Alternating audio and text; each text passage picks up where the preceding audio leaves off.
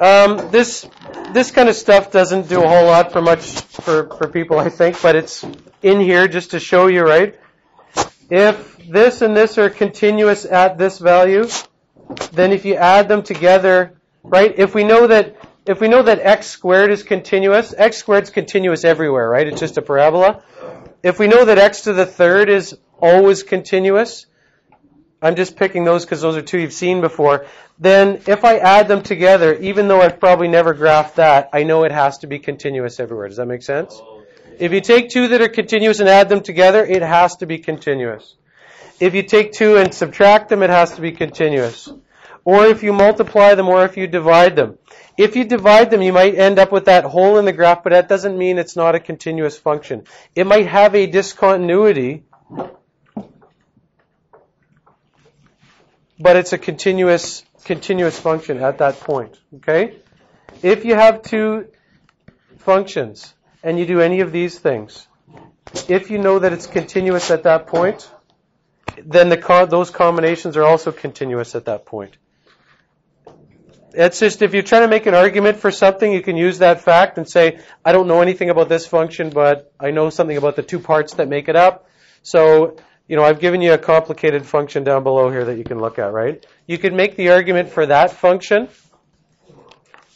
This thing here is composition. I set it apart because of the same idea here. It's the same as the above. I didn't want to call it a combination, even though I guess it is.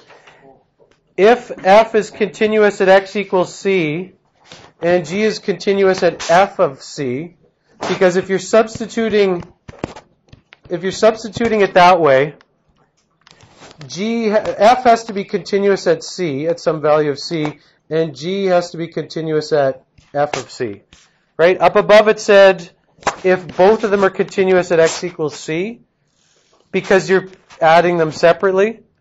Here, if you're saying g of f of c, this has to be continuous at c, but then this one has to be continuous at that value, whatever the y value is. Okay? Does that make sense? Up here, if you were talking about x equals 3, f of 3 and g of 3, it has to be continuous at both those points. Then when you add them together, it's continuous.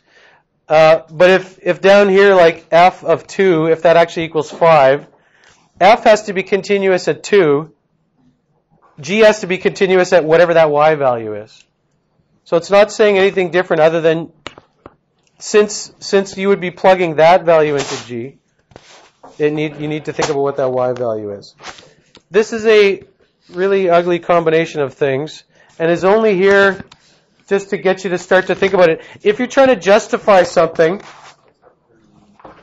you can go through and make an argument for this. What do you have here? What combinations do we have?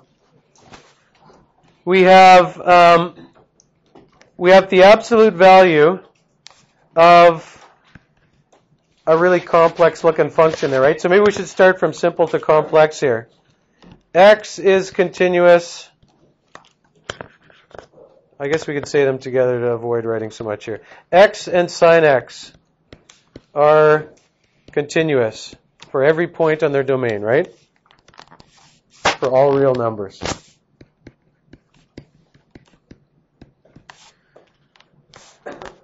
Therefore, x sine x times sine x is also, right?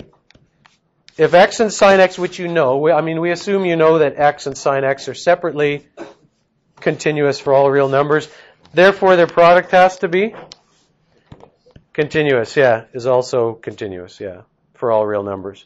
And x squared and 2, x squared plus 2, but if you really want to do it, I guess, x squared and 2, therefore, x squared plus 2. I'm going to put ... because I don't want to rewrite it every time. Are continuous for all real numbers. Therefore, x plus 2 is also continuous for all real numbers. And furthermore, we should start using words like thus and all those kind of words that make you sound really in addition to. Furthermore, then, if you've established now that this and this are both continuous, then they're quotient, right? And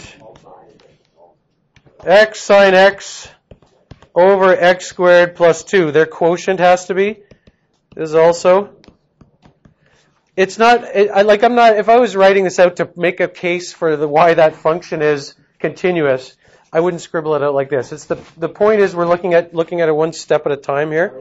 If that is continuous, and then we have absolute value of that, of something that's continuous. Okay, something we just established was continuous.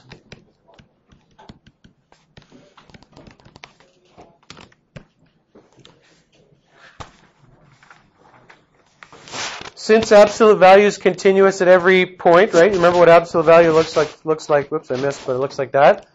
Absolute value is continuous, so absolute value of some continuous function is also continuous. You haven't done a lot of making a sort of a logical argument for things in courses up to this point, and sometimes you're going to be asked to do that. If you graphed it, you'd see it's continuous. I mean, that doesn't prove anything, but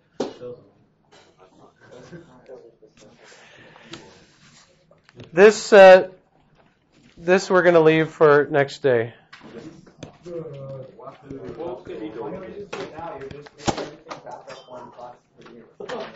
What? I know I am. It's okay. Now that I've gone over, I can split it into two. It's kind of more, it's harder, but